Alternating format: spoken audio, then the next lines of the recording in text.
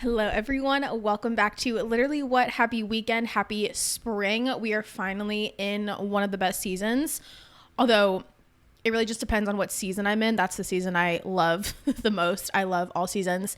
Happy post St. Patrick's Day, happy just freaking weekend. I have had a weekend. First of all, if you are watching this on YouTube, I am wearing glasses, and you've probably never seen me in glasses. I might have worn glasses one time on a podcast, but I'm not a glasses girl.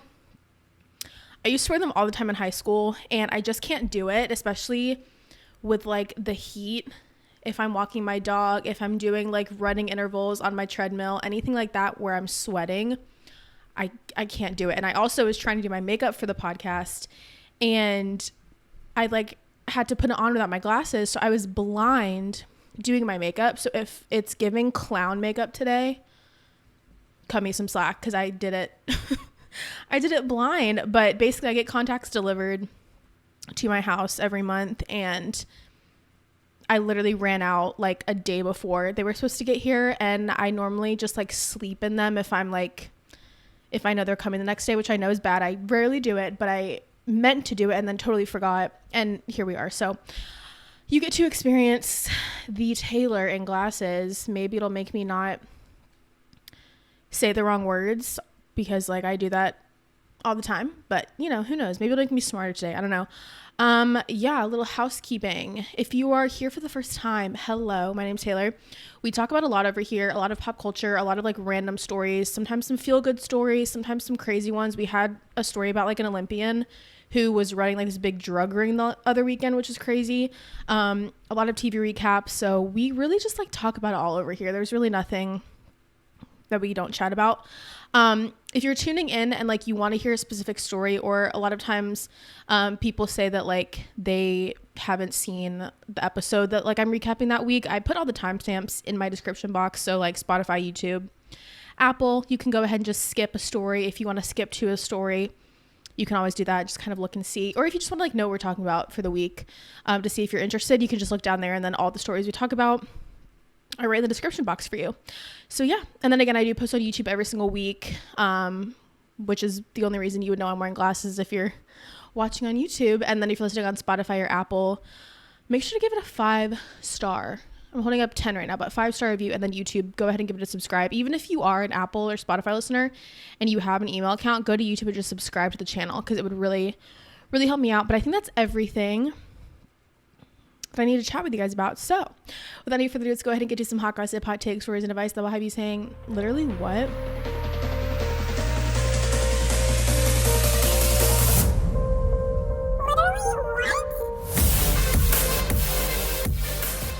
Okay, you guys, so I was going to do a Severance finale recap, because it obviously was the last episode this week, but I'm pushing it to next week because I'm not ready to stop discussing it, if you know what I mean. Like, I'm just not ready. So I'm pushing it to next week so I can have a full week of processing, watching TikTok videos, really like diving deep into it, and then we're going to talk about it next week. So make sure you come back, and if you haven't watched the finale, now you have a whole week to do your homework, and then come back next week and we will talk about it all and discuss it.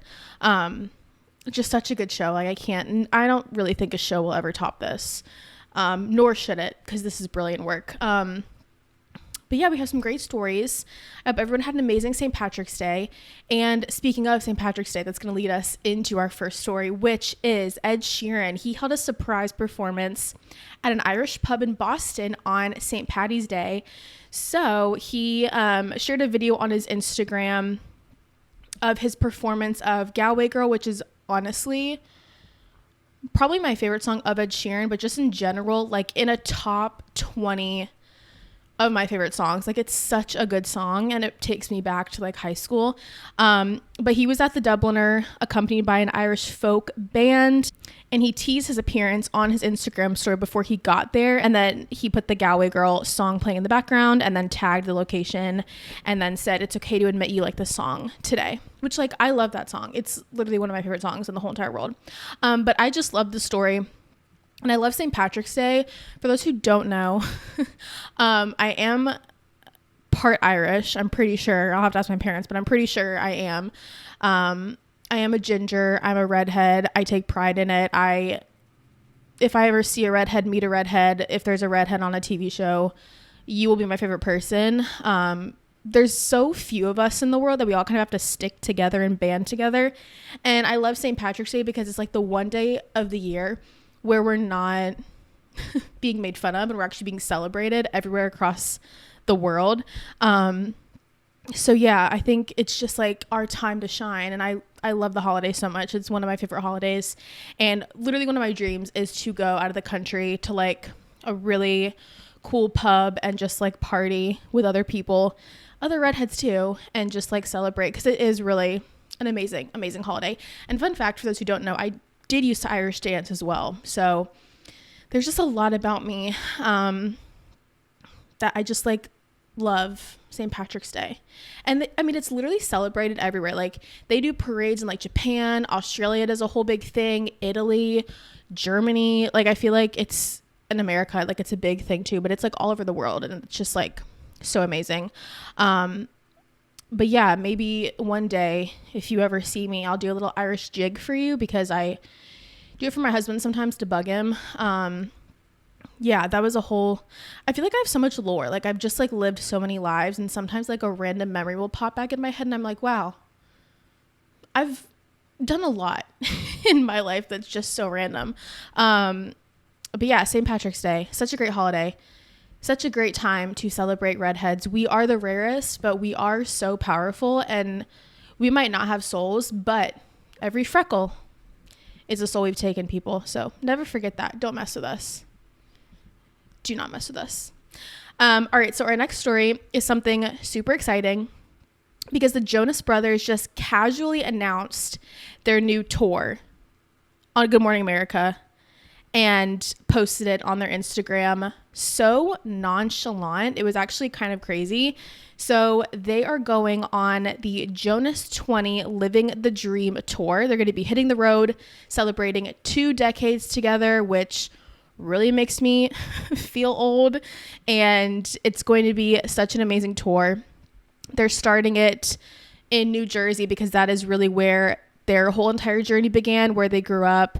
And so they will be kicking that off August 10th at MetLife Stadium.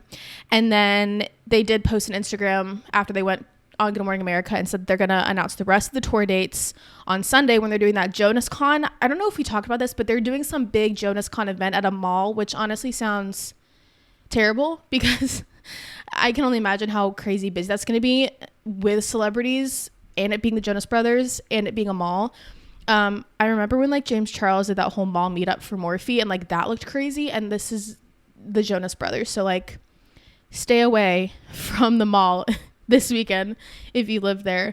So that's going to be really, really exciting. Not exciting for me though, because why do I feel like all of the artists I would want to see on tour are all performing this summer in 2025? Genuinely, like when there's an artist who announces their tour, I'll always put it in my calendar of the date they're going to be in my city that I want to see. And then like maybe I can make it work and be able to go, but just so I have it in my Google Calendar. And I swear my Google Calendar has like 5 tours that I want to go to a month, like May, June, July, August. There's so many people that I want to see, and they're all going on tour. I guess this is the year of touring. I don't know what's going on. And now I'm going to have to add Jonas Brothers to the list. And the thing about concerts is like any concert I've ever been to is one of the most amazing experiences of my life, and a night that like I think about all the time. And I don't go to as many as I want to, because like, yes, concerts are amazing, but you guys, like the whole, like, what's the word? The word will come to me eventually, but process, I guess you could say, like getting the tickets and then getting ready, getting to the concert early enough, finding parking, getting into the stadium or arena or concert or whatever. And the concert's amazing, and then you have to leave the concert, and then you have the whole just like coming down depression of like leaving the concert and it being like the best night ever, and then you have to, you know, wait until who knows when they'll tour next. So it's just a whole thing. But we'll see how many concerts I actually get to go to this summer, because there's like so many I want to go to, but it is obviously just like a lot. But I'm gonna have to add this one to my Google Calendar as well, and we'll see when they announce the other dates. But very excited for them. It was just like literally when I saw the Instagram video too, like I didn't even know that was what they were doing until like I kept reading the comments, and I was like, oh, this is literally a tour announcement that you're just casually doing a little like, hey, it's us. But very excited for them. And sticking on the whole little music train express, we're going to talk a little bit about the iHeartRadio Awards, which I didn't really know were occurring. And then I saw JoJo Siwa pop up on my Instagram, and I was like, what's going on? So I tuned in a little bit because I wanted to see like what was going on. I saw that Taylor Swift was nominated for so many iHeartRadio Awards, and there were also a lot of people from Bravo that were there. A lot of artists were there, so it was really cool to see. You know, it's always cool to see artists out and about on the red carpet. But Ariana from Vanderpump, Love Island, Bravo, Dancing with the Stars, Queen, she looked so amazing. She had this like gold like short dress on, and then it kind of like came up like a square, I guess, at the top, but she looked so beautiful. And she was asked if her boyfriend Daniel is the one, and she was kind of like, yeah, like I think so.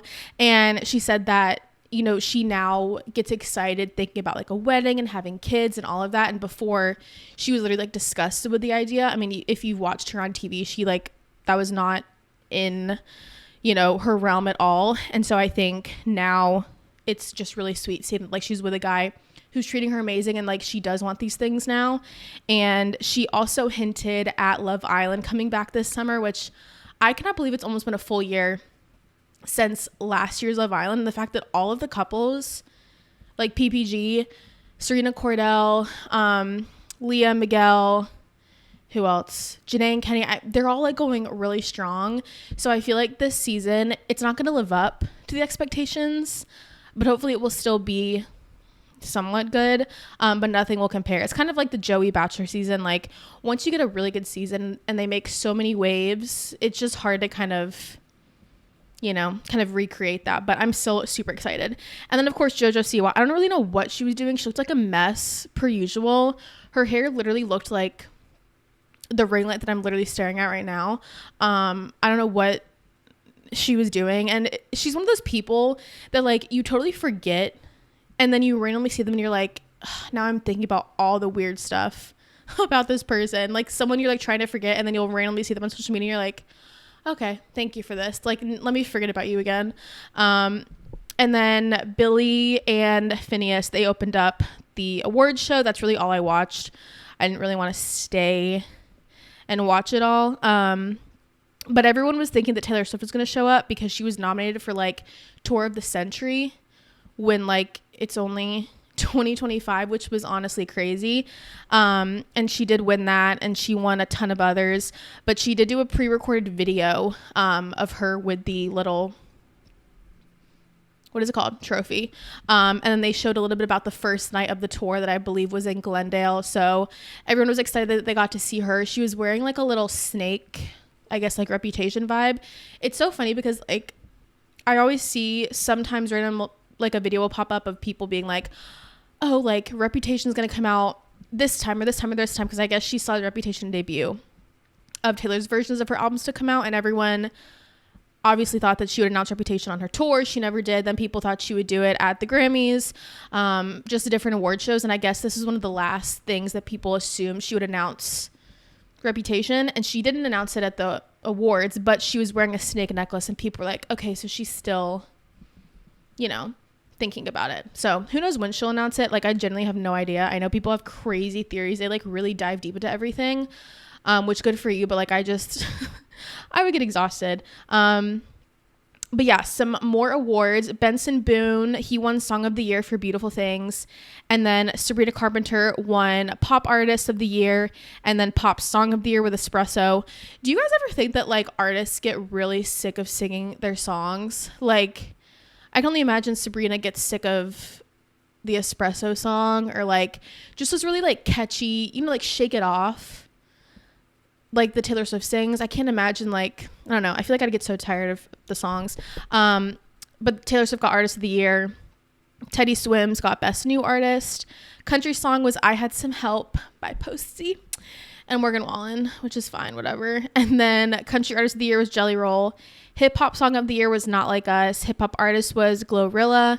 And then R&B artist was SZA, My Queen. That's another one I want to go see, is her and Kendrick Lamar on tour. But yeah, just super exciting. I feel like that's kind of the end of awards show season. So good for everyone who won. And if you didn't win, there's always next year. Yeah. Okay, our next story is about Pete Davidson's girlfriend has been revealed. And everyone was saying that, you know, Pete Davidson's finally dating this non-celebrity, just like a regular girl. And we all know he's dated like some of the most famous celebrities: Ariana Grande, Kim Kardashian, Sydney Sweeney, just some crazy people. And so when I saw this, I was like, oh, good for him, like dating a normal girl. And then you dig into it, and she finally was revealed, and she's not just an ordinary girl, you guys. She is a model. She is not ordinary. She is very well known. She has previously dated Benny Blanco, who is now Selena's fiance, and Jason Sudeikis. So I don't know what even constitutes at this point like a normal person. Because like when I think of a celebrity dating a normal person, I just think of like someone who maybe doesn't live in LA, who's just like a regular, like maybe 10,000 followers, like doesn't really know any celebrity people, has never dated a celebrity before. So I don't know. And I also wonder, like, it would have to have been through Raya, right? I don't know. It was just weird. And I was like, seriously? Not it. Don't call her an ordinary person when she's not. She's literally a model who's dated plenty of very well-known celebrities. So get your facts straight, people, because that's crazy. Okay, our next story is something that I'm genuinely so excited for. So there is a new movie coming out called Forbidden Fruits, and I have genuinely never been so excited for a movie just based on the cast lineup. This is a stacked movie. This is a movie for the girls. It's going to be, I just know, a movie that is talked about forever because of the women who are in this movie. So, Forbidden Fruits. This is going to be a movie that's centering on Apple and the name Apple, not the company. Her name is Apple. And she's an employee at Free Eden, which is a play on Free People, the clothing store. And she runs a cult beneath the store and enlists some of her other coworkers, Cherry and Fig, to be her fruit followers. And then Pumpkin is a member they invite in, and she starts shaking stuff up. So if you can get it, Forbidden Fruits, then their names are about fruits.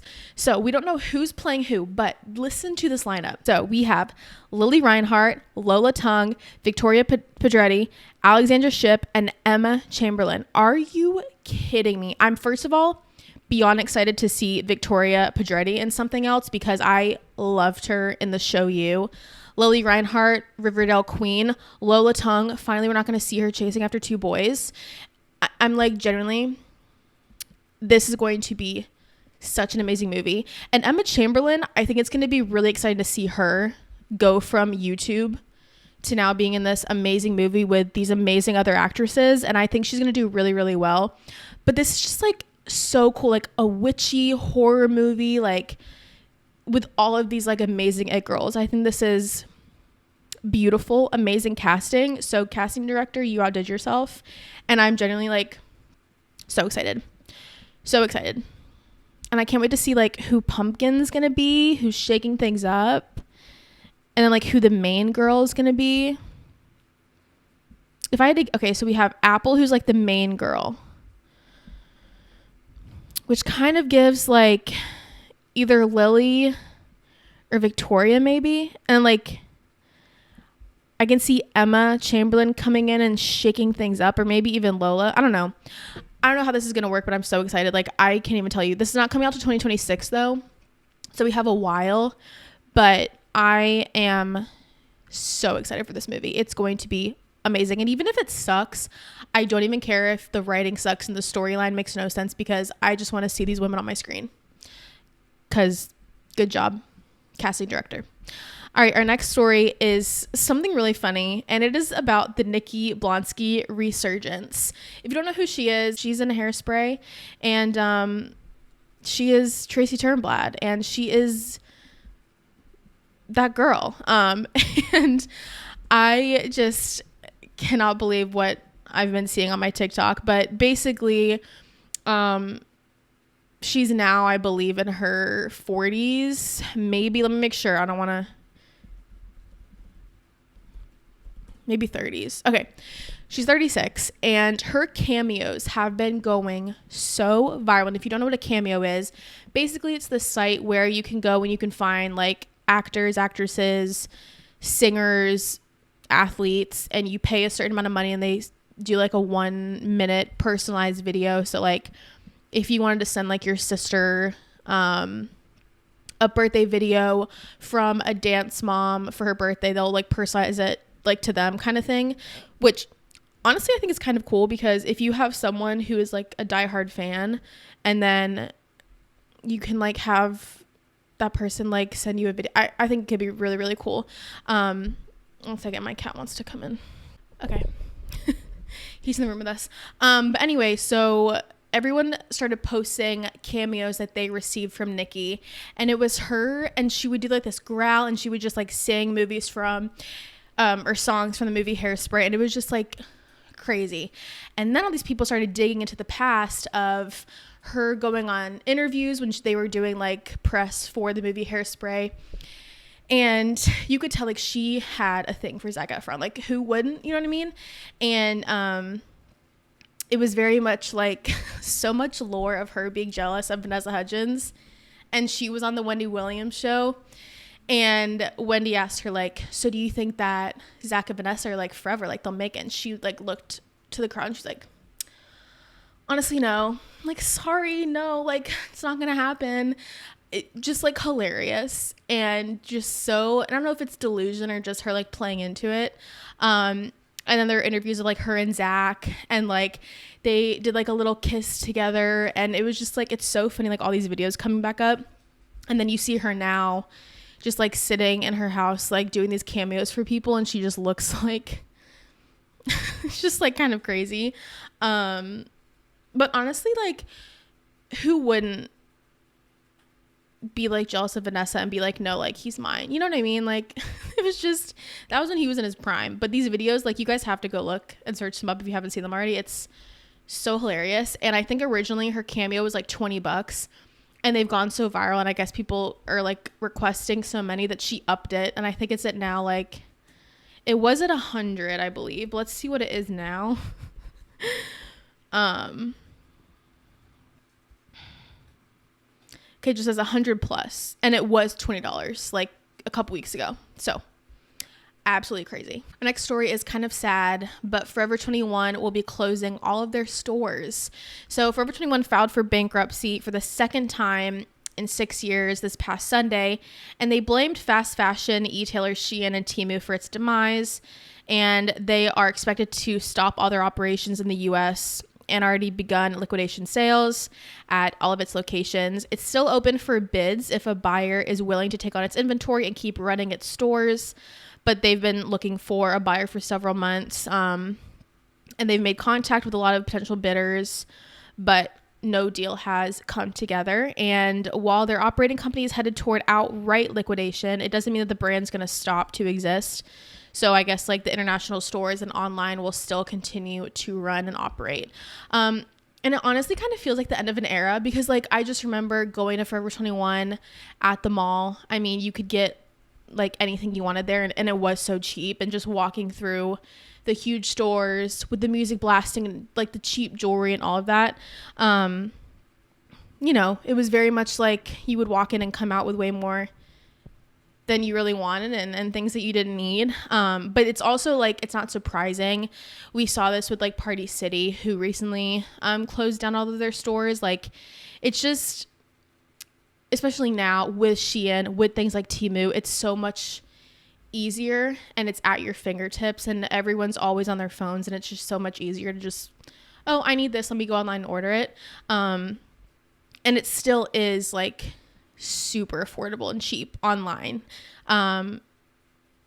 I mean, I literally, the first time I downloaded Temu, and I had to delete it because I could see like how dangerous it was, but I literally was just like scrolling and I like added 20 things. It's so bad because it's like, it's cheap and it's like crap, but it's also so addicting. And it's like, oh yeah, I need this freaking knife cutter set. Like, no, you really don't.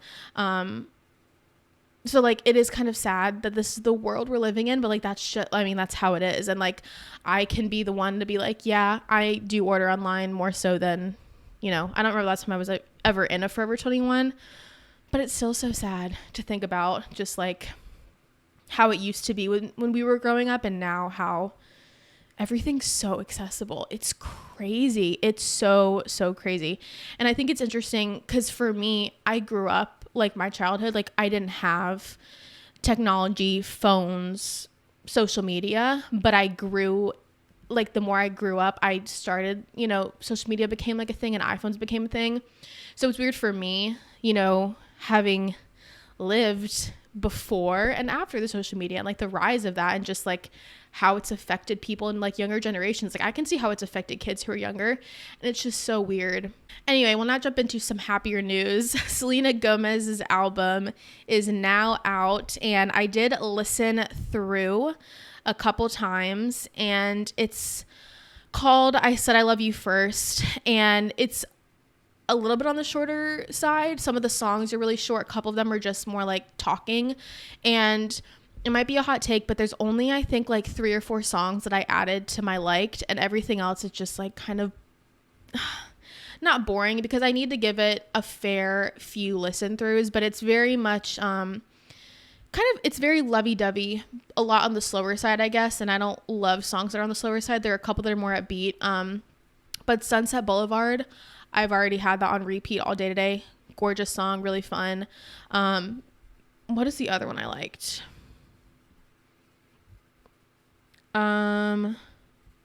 Bluest Flame, that's like one of the only pop ones, I guess. And yeah, that's really everything else. And I need to listen to it more, but like they're not amazing. It's not like the most amazing album I've ever listened to, but those few couple songs I really do like, and I have on repeat. But I also just watched her and Benny Blanco. They went on Hot Ones, and I just like, you can tell like their energy. They so complement each other. Like she's definitely the more like laid back, quiet one, and he is, just such a lovey-dovey, more extroverted, like super fun. And she said something about like she's never really had any number one songs, and he was just kind of like, yes she has, like just really hyping her up. And it was really cute to see them together. And I don't really think there's been many couples who have got on Hot Ones, so I'm pretty sure we're gonna see more couples going on Hot Ones now that they have been on it. But they were just really cute, and like I really love them together. And one thing that I think is important is like I listened to the Severance podcast, and they had the actor who plays Rickon on, and he was saying how like Rickon and Devin aren't like the it couple. You wouldn't really see them or pair them together, but in life, like people who fall in love and like connect, you can't ever like see it coming or really guess, and like love really is a mystery. And I so agree with it, because I feel like people click and like connect and just like vibe and like have this similar like brain waves and like thoughts, and you might be like, this couple like or pair doesn't make sense, but like I feel like it does. And like people who click like just click, and like no one else really understand it, and like you may never understand it looking in, or like I guess from the outside looking in, but then when you're like in the relationship, it like makes sense to you, and like that's what matters. I don't know, just a little thought. Like we're not living day to day with Selena and Benny, and they could be literally the most amazing perfect couple in the world. So that's my little tidbit. Love is a mystery, you guys, and people who love each other, just like let's all love and all appreciate love and want everyone to be in love and find love. I just love. Anyway, okay, our next story is some Bravo news. So Hannah Berner, she began to open up about her summer house firing. So if you don't know any of Hannah Berner's lore, if you're like a giggly squatter or whatever, she was on Summer House. And when I tell you, I have watched so much TV. I've watched so much reality TV. I've watched so much, like game show, whatever. She is the worst person I've ever seen on a show.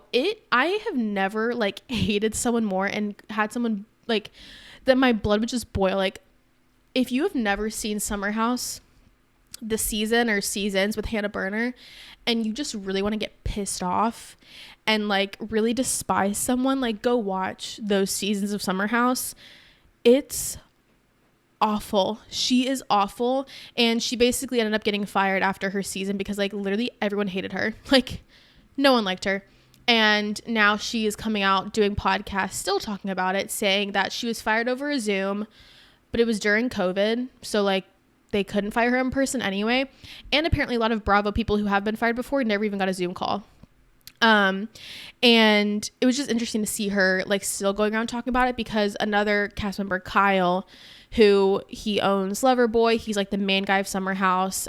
She says that he's the reason she got fired. I don't even care, because she was literally such an awful person to watch on TV. So I just found it interesting that she was going around running her mouth when like she's literally hated by everyone, and like no one can defend her on how awful she was on Summer House. So anyway, and it brings me to so the Summer House, Kyle Cook, he's like, again, he basically created Summer House. He has a brand called Loverboy. They do like hard iced teas and other things. And then he has a competitor company called Spritz. And if you've heard of the Toast podcast, Pop Culture, they're sisters. One of the sisters' husbands has a Spritz brand called Spritz Society. And so Spritz Society and Loverboy are very much like, they're kind of battling right now because it's like different Bravo guys. It's a whole thing. I can get into it, but anyway. So I want to try both of them so bad, and also have my husband try them both, because I would have bias probably toward, I don't know. I don't want to say bias, but like I know like the beef. So I want to see which one, because everyone's always like, they're so different, and some people like one more than the other, and I really want to try them so bad. But like the alcohol space is so huge, and I think that because like they're both like Bravo world, that's why everyone's kind of like pitting them against each other. But it's very interesting. Like the Bravo lore, there's just so much that goes on. But anyway, our next story is crazy. So if you guys remember Secret Lives of Mormon Wives season 1, when the girls went to Chippendales and they were celebrating a friend's birthday, and Jen's husband Zach freaked out and was literally like so mean to her and making her cry and like forcing her to leave and like texting her all these really bad things. Everyone thought that they were gonna like get divorced, or like he was gonna make her leave the show. So she returned to Chippendales in Las Vegas with her husband recently. They were posting all this content. They went backstage. Zach was wearing like a headset and making it seem like he's all okay with it now. Like they sat through the whole show. She went on stage, and I just think this is so ridiculous, because it's literally like full damage control before season 2 comes out, because you know that Zach and Jen want to make it look like everything's fine. Like they just got pregnant again. Season 2 is coming out. And I just like, he's literally the worst, genuinely. And so seeing all of this, I was just like seriously rolling my eyes the whole time, because it's ridiculous. How many times can I say ridiculous? But yeah, so they went back, just them two, and you just know that like they're still leaving, and like he's still probably like yelling at her, being like, why did you, like, now I have to do this just so that we look better for the show. But it was just like, and then I had to go back and watch the scene, and he was like questioning her character, like calling her out for being like a bad wife and mom. Like he was so awful to her, and now they're like making a joke out of it and acting like it's all fine. Like, no, absolutely not. And I still like, God, I hate him. Anyway, season 2 will be interesting. But I guess some more sad news. It's Tough to Be a Bug in Animal Kingdom's Disney park has officially closed. So it's permanently closed. Its final performance was on March 17th, and they are now preparing the Tree of Life Theater for its upcoming Zootopia Better Together attraction. And there's been a lot of changes that have already taken place. And this is like, it's so sad, because I hate when so many things are changing, and I get that that's like, it does kind of make sense, because more kids who were going probably know more about Zootopia than It's Tough to Be a Bug. But it made so much sense for like the inside of the tree of life to be it's tough to be a bug. You know what I mean? Like, I feel like now, excuse me, sir, now that it's Zootopia, what does that have to do with being in the inside of a tree? And also they got rid of like the whole Dino Land, and like dinosaurs on my favorite rides, and there's just like so much change going on, and I'm just so over it. Like, stop changing things. But I do get it. I just don't agree with it, and I don't like it, but I do get it. But that's our last story, and now we're going to quickly do our Bachelor Fantasy Suites recap. I'm honestly so excited that the season's almost over. Anyway, where do I want to start? I guess we'll just start with the first overnight. So the first one was Juliana, and it was interesting because if you look at history and statistically, the first overnight that is shown has never, ever, ever won The Bachelor before, which I thought was very interesting. I love looking at the stats. Like, for hometown dates, the hometown date that had the least amount of time in the show is the one who goes home, which is very interesting. And Dina had the shortest hometown, and she went home. So Juliana went first, and they went four-wheeling. She talked to Daisy from the previous season, which was a nice little cute surprise. And like, they had a great fantasy. They get along. But it made me wonder, like, what they talk about in the fantasy suites, because, like, when they have their, you know, the cameras come, like, after their night together and when they're eating breakfast, and she was like, you know, we talked about a lot in the fantasy suite, and I just, like, want to know, like, and I know people have done interviews before of what they talk about, like, religion, politics, stuff like that, but I just want to know, like, what really goes down, because I would be the person to look at them straight in the face and say, you need to tell me if you're going to pick me, otherwise I'm just, like, dipping out of here. Like, I would literally look them in the face and be like, you need to tell me. Like, I'm not even kidding. Then we had Zoe, which was, you guys, like, I didn't even think it'd get more awkward after the wedding photo shoot episode of their date. And then this was, like, way more awkward. They did, like, a yoga thing together, and they had to be silent, couldn't talk. And I was like, yeah, Grant probably didn't want to talk to Zoe, honestly. It was just, like, such a weird date. Like, I generally don't even know why she's there. And I say this every single time, but it's still just, like, amazes me that she's still there. And just the silent yoga, I was dying. I did skip through them talking during the dinner because I just, like, didn't care. Like, I just don't care. But then Latia, my girl, I love her. Excuse me, sir. All right. Okay. But Latia, this was crazy to me because he told her he loved her on the date. He didn't tell Juliana that. And it was interesting because I'm pretty sure he said to Juliana, or maybe it was Latia, but that he wanted to be in love with one person. And then after the overnight, he was kind of, like, re-brought up how he said, like, he was in love, and how in his, like, just one-on-one with the camera saying, like, yeah, but I'm also, you know, in love with, or almost in love with someone else. It was kind of giving, like, something happened at the overnight, and he was kind of, like, backtracking or second guessing, like, dang, I shouldn't have said that to Latia because I didn't say it to Juliana. Or maybe he, like, I don't know, it was weird because he was like, you know, I was in the moment. It was just really weird that he was kind of, like, talking about it again and bringing it up and being like, you know, it was giving weird energy. So I don't know, but I would be shocked now if he literally said that and then doesn't pick her. Like, I've always thought he would pick Juliana, but after seeing this, like, I think he should pick Latia. But, like, I don't know what's gonna happen. I also think that if he doesn't pick Latia, she will be fine, amazing, because she's great. I think Juliana will be more butthurt than Latia. Does that make sense? I don't know. Anyway, but again, we'll see what happens. And obviously he sent Zoe home, which I don't know how she was surprised. Like, guys, how was she surprised? I was surprised she made it past the first night, but I'm nervous because I'm like, imagine you get engaged to The Bachelor, right? And then you rewatch it, and then apparently he's, like, can't decide when they're both, like, riding up in the limos. That's crazy. That is crazy. But anyway, that's everything I'm going to talk about this week. I hope you guys enjoyed. Make sure you come back next week because we're going to have to recap the Bachelor finale. We're going to talk about the Severance finale. We're going to talk about what else? I don't even know what else. Some crazy stuff, per usual. But yeah, I hope you guys enjoyed. I hope you have an amazing rest of your weekend. Thank you again for always tuning in. You guys mean so much to me. And yeah, I will see you back here next week for some more hot gossip, hot takes, stories, and advice. I'll have you saying literally what? Bye, guys.